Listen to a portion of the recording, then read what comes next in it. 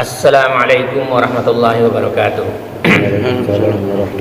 Innal hamdalillah nahmaduhu wa nasta'inuhu wa nastaghfiruh wa na'udzu billahi min syururi anfusina wa min sayyiati a'malina may yahdihillahu fala mudilla lahu wa may yudlil fala hadiya lahu.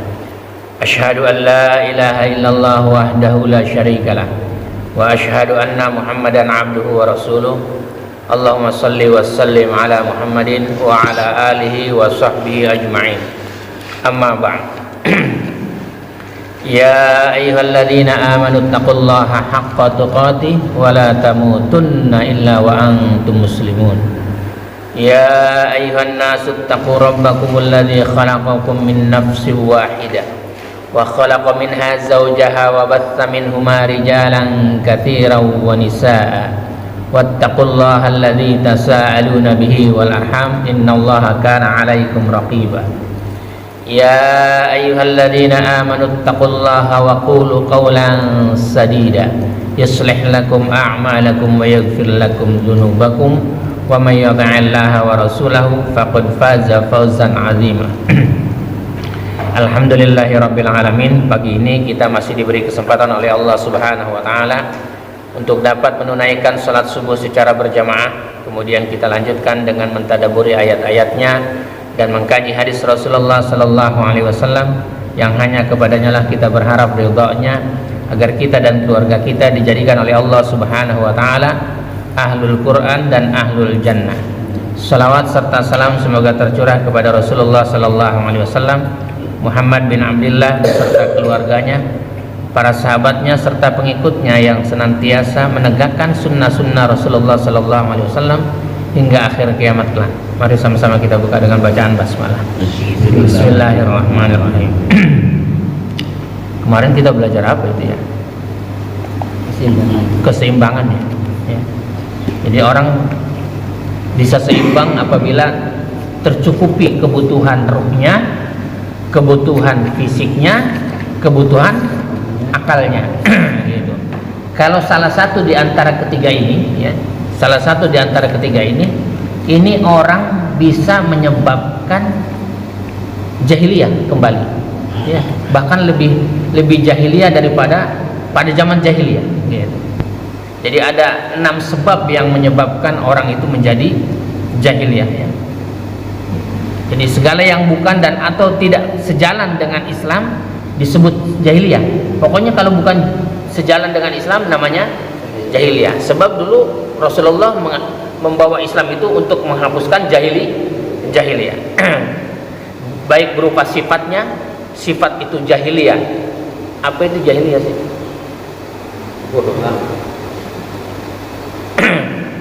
Jadi kondisinya serta perilaku maupun sistemnya itu jahiliyah. Bermula dari sikap dan realitas yang tidak islami. Makanya kita hidup harus agamanya Islam, hidupnya Islami gitu. Jangan juga mau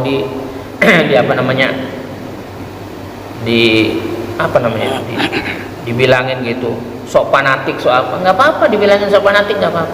Fanatiknya terhadap Islam itu lebih baik, ya kan, dibanding fanatik dengan budaya Korea gitu.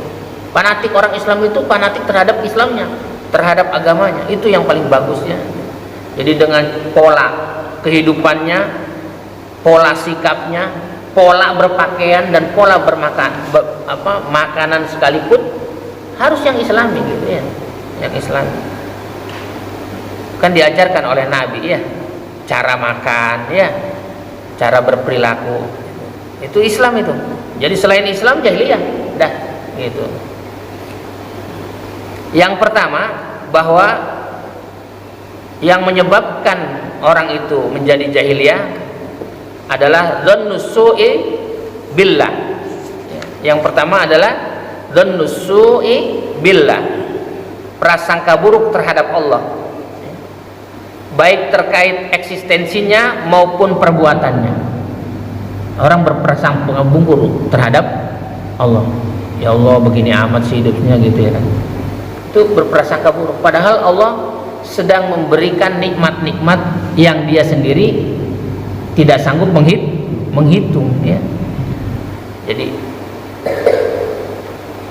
berprasangka buruk itulah yang membuat orang menjadi salah satu penyebab dirinya jahiliyah.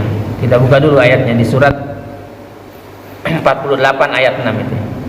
Orang-orang munafik itu selalu berprasangka buruk terhadap Allah. Orang-orang munafik itu.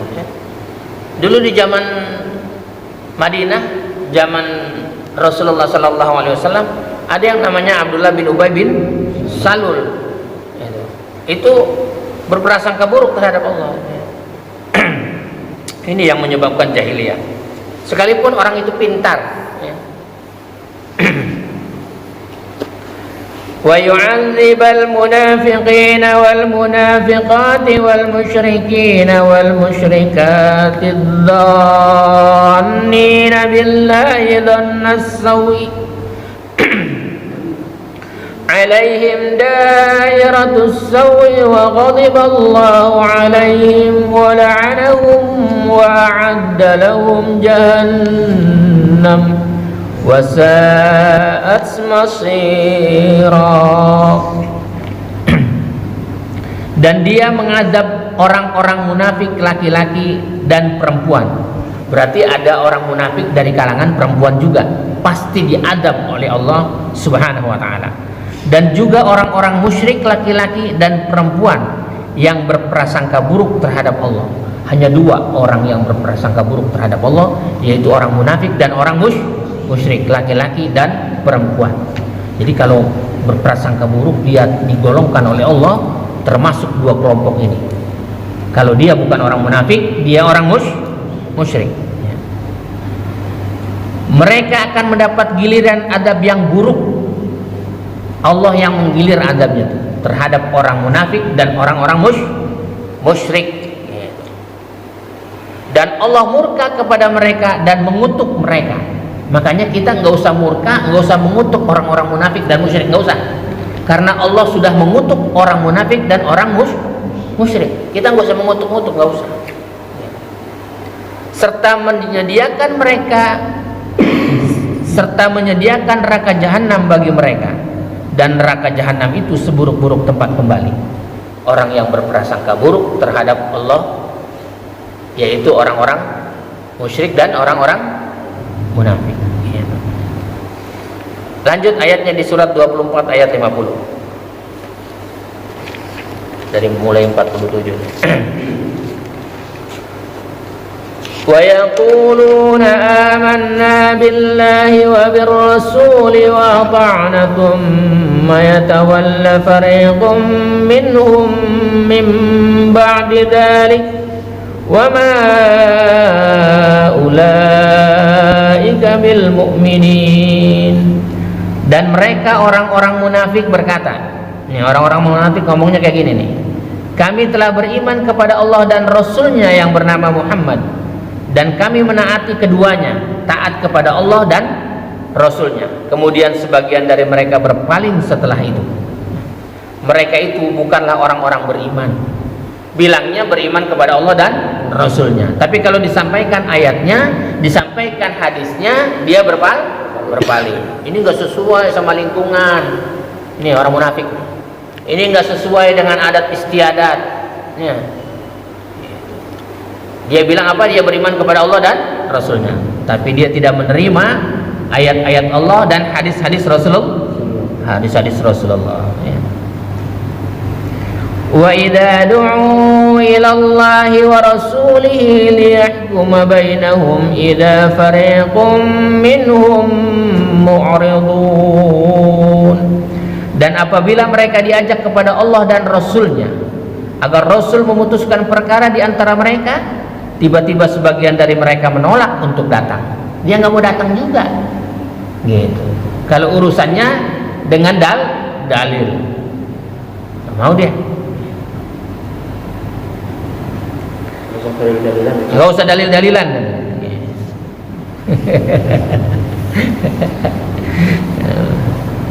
Wa iyakul lahumul haqqu ya'tu ilaihi mud'inin. Tetapi jika kebenaran di pihak mereka, mereka datang kepadanya, kepada Rasul dengan patuh. Kalau ada kepentingannya dia datang. mau dia. Tapi kalau sudah menyangkut dirinya, dia nggak mau datang.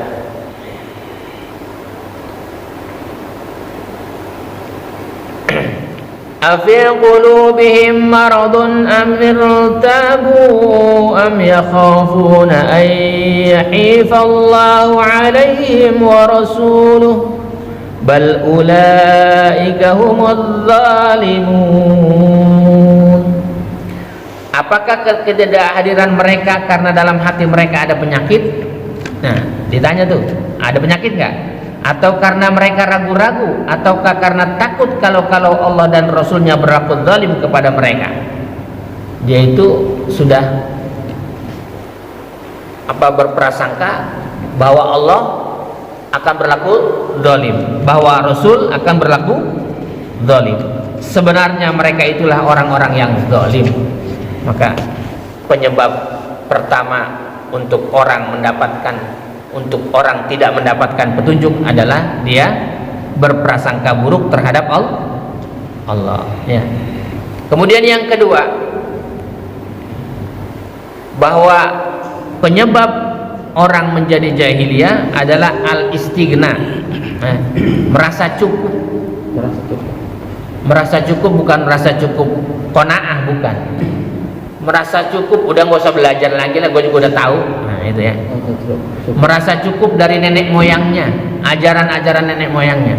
Itu di surat Al-Baqarah ayat 170 dan di surat Al-Maidah itu ya, surat Al-Maidah ayat 104 kalau nggak salah. Coba lihat dulu surat Jadi orang jahiliyah juga dulu begitu ngomongnya, orang jahiliyah ya. وَإِذَا قِيلَ لَهُمُ اتَّبِعُوا مَا أَنزَلَ اللَّهُ قَالُوا بَلْ نَتَّبِعُ مَا أَلْفَيْنَا عَلَيْهِ آبَاءَنَا أَوَلَوْ كَانَ آبَاؤُهُمْ لَا يَعْقِلُونَ شَيْئًا وَلَا يَهْتَدُونَ. Itu yang di surat 2 ayat 170 ya. Dan apabila dikatakan kepada mereka, ikutlah apa yang telah diturunkan Allah, mereka menjawab tidak, dia nggak mau ikut yang diturunkan Allah. Apa itu? Al-Quran. Kami mengikuti apa yang kami dapati pada nenek moyang kami melakukannya, padahal nenek moyang mereka itu tidak mengetahui apapun dan tidak mendapatkan petunjuk. Begitu juga yang di surat 5 itu ya, surat Al-Maidah ayat 104-nya itu ya. وَإِذَا قِيلَ لَهُمْ تَعَالَوْا إِلَى مَا أَنزَلَ اللَّهُ وَإِلَى الرَّسُولِ قَالُوا حَسْبُنَا مَا وَجَدْنَا عَلَيْهِ آبَاءَنَا أَوَلَوْ كَانَ آبَاؤُهُمْ لَا يَعْلَمُونَ شَيْئًا وَلَا يَهْتَدُونَ. Dan apabila dikatakan kepada mereka, sama tuh ya, ayat yang tadi tuh awalnya tuh, marilah mengikuti apa yang diturunkan Allah dan mengikuti Rasul. Diulang ayatnya supaya kita ingat, diulang-ulang ya. Mereka menjawab, cukuplah bagi kami apa yang kami dapati nenek moyang kami mengerjakannya. Kalau nenek moyang kami mengerjakannya, ya udah kami ikut saja gitu. Kami ikut saja. Apakah mereka akan mengikuti juga nenek moyang mereka walaupun nenek moyang mereka itu tidak mengetahui apa-apa dan tidak pula mendapat petunjuk? Ya, kan orang-orang jahiliyah nenek moyangnya juga nggak dapat petunjuk ya, tapi adat istiadatnya diikutin. Ya. Padahal Allah dan Rasulnya telah menetapkan aturan dengan Al-Quran dan sunnah-sunnah Rasulullah Sallallahu Alaihi Wasallam ya. Itulah akibat yang kedua ya, merasa cukup dengan ilmu dari nenek moyang ya. Padahal ilmu itu ma huwal ilmu, al ilmu huwa kitabullah. Apa itu ilmu? Ilmu itu kitabullah, Al-Qur'an ya. Sumber ilmu adalah Quran, diterjemahkan dengan hadis-hadis Nabi ya. Wa ma yantiqu 'anil hawa in huwa illa wahyu yuha. Dan Rasul tidak pernah berkata sesuatu kecuali wahyu.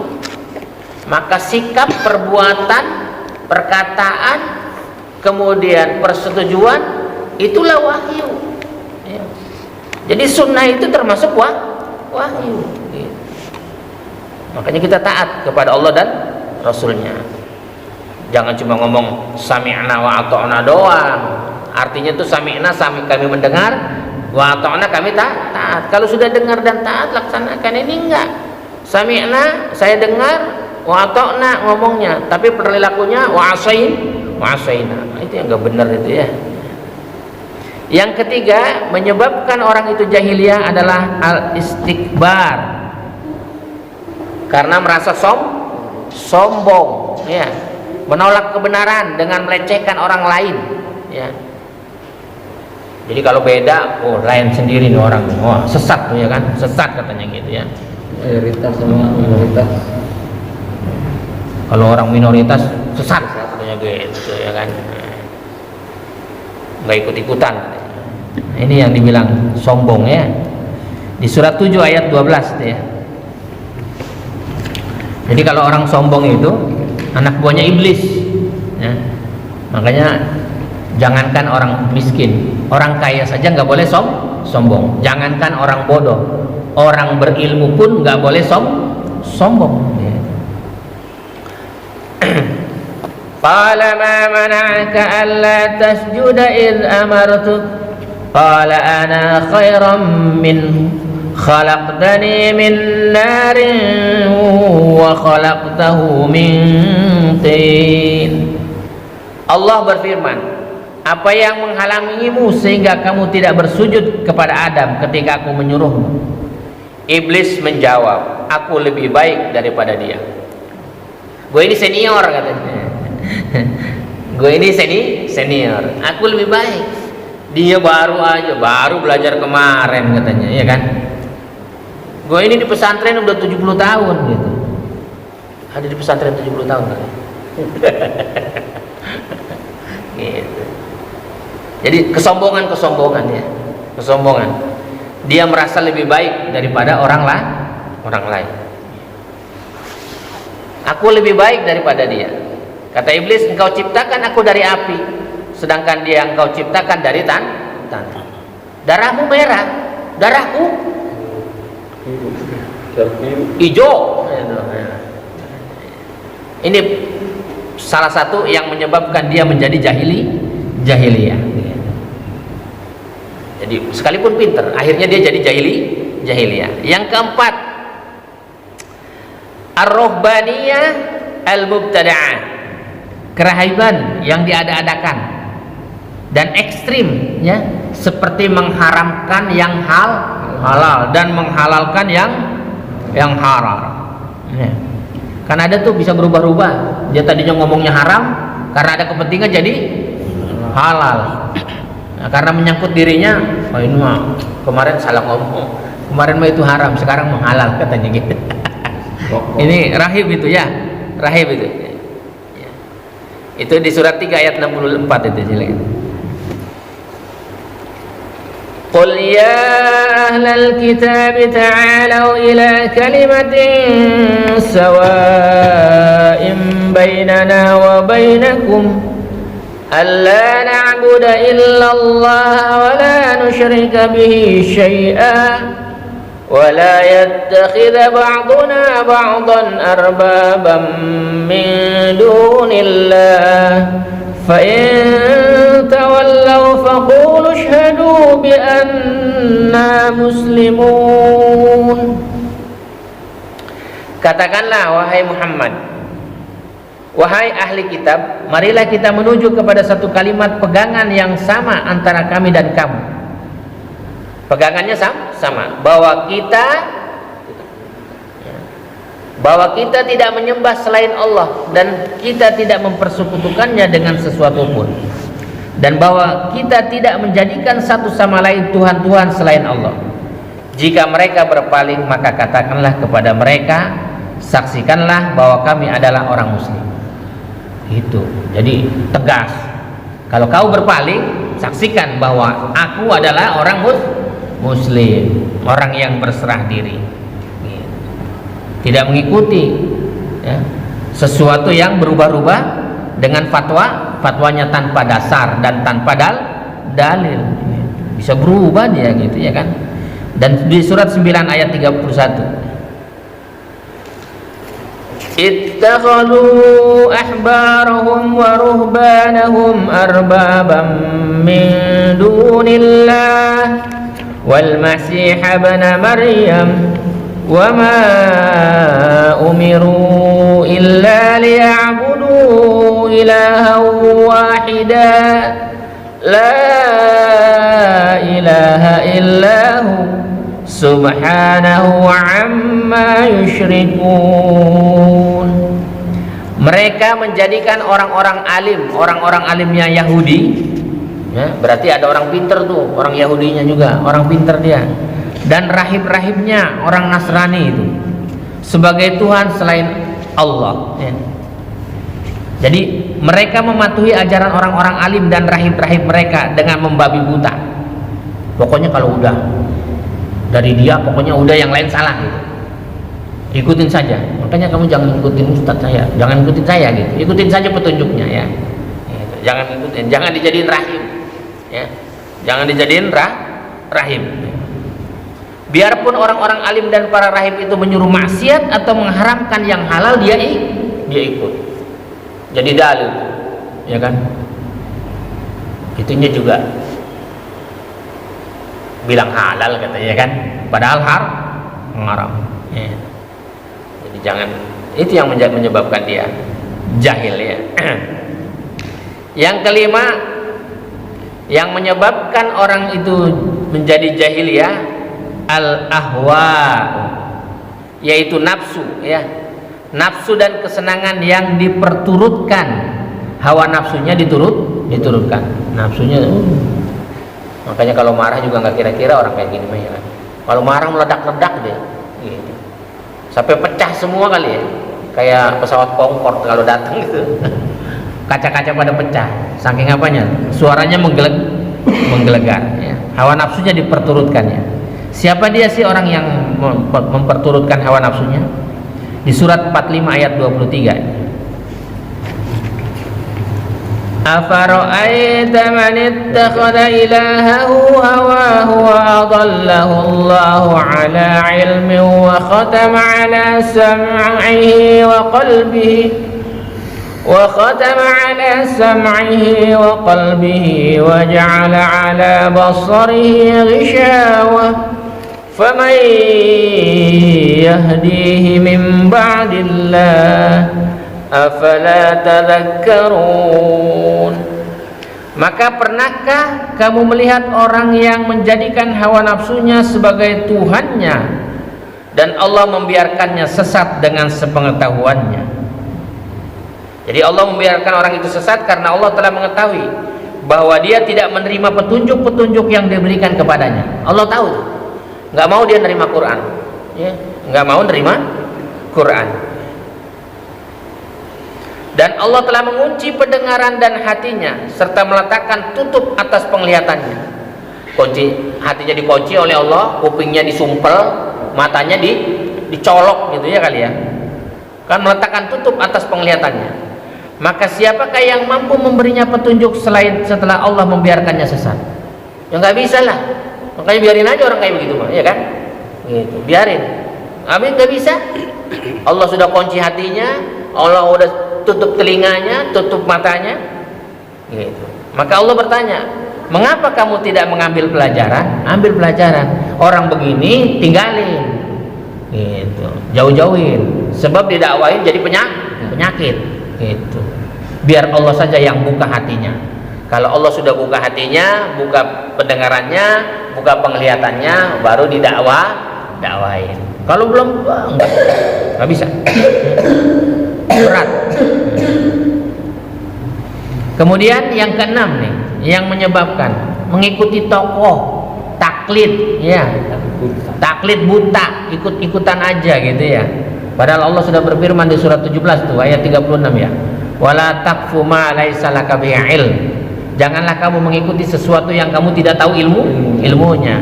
Inna sam'a, sesungguhnya pendengaran, wal basar, penglihatan, wal fuad, hatimu, kullu ulaika kana anhu mas'ula, semuanya akan dimintai pertanggungjawab pertanggungjawaban ini ya. Jadi hal-hal tersebut menyebabkan orang menjadi bodoh. Jadi 6 inilah orang menjadi bodoh dan menolak kebenaran. Itu yang dibilang al-jahlu anil haq. Jadi 6 yang menyebabkan orang itu jahil. Jahil daripada kebenaran ya. Jadi kebodohan mereka terhadap kebenaran itu ditandai adanya dengan persangka jahiliyah, berprasangka jahiliyah, donnul jahiliyah ya. Kemudian al-hukmul jahiliyah, ibadatul jahiliyah, hamiyatul jahiliyah, tabarrujul jahiliyah, taqalidul jahiliyah. Ini orang-orang yang akan menghasilkan kejahilan semuanya ya. Hukumnya menjadi jahil ya kan, semuanya jahil ya. Ibadahnya juga jahiliyah, ngikutin nenek moyang saja, dia nggak mau ngikutin apa yang sudah ditetapkan oleh Allah dan Rasulnya ya. Ibadahnya ibadah jahiliyah ya. Ibadah jahiliyah juga dulu ya, orang di sebelum Rasulullah diutus ada nggak orang tawaf juga? Ada orang tawaf. Bagaimana tawaf jahiliyah? Telanjang dia. Iya kan? Itu tawaf jahiliyah. Itu ibadah nggak dia? Ibadah, tapi ibadahnya ibadah jahiliyah. Gitu. Sekarang ada orang ibadah jahiliyah, ada. Gitu. Menjadikan kuburan-kuburan, menjadikan pohonan-pohonan, menjadikan batu-batu sebagai sesembahan. Ya. Berharap. Gitu. Jadi semuanya kegelapannya jahiliyah dan realitasnya juga jahiliyah, al-waqi'ul jahiliyah ya, karena gelap maka dia menjadi jahiliyah ya. Mudah-mudahan kita tidak digolongkan oleh Allah termasuk orang-orang yang jahiliyah, dan Allah golongkan termasuk orang-orang yang bertakwa kepada Allah Subhanahu wa taala ya, sehingga keluarga kita semua diberkahi oleh Allah hidup di dunia dan di akhirat, dan Allah masukkan kita ke dalam surga Aden yang mengalir di bawahnya sungai-sungai. Subhanakallahumma rabbana wa bihamdika asyhadu an la ilaha illa anta astaghfiruka wa atubu ilaik.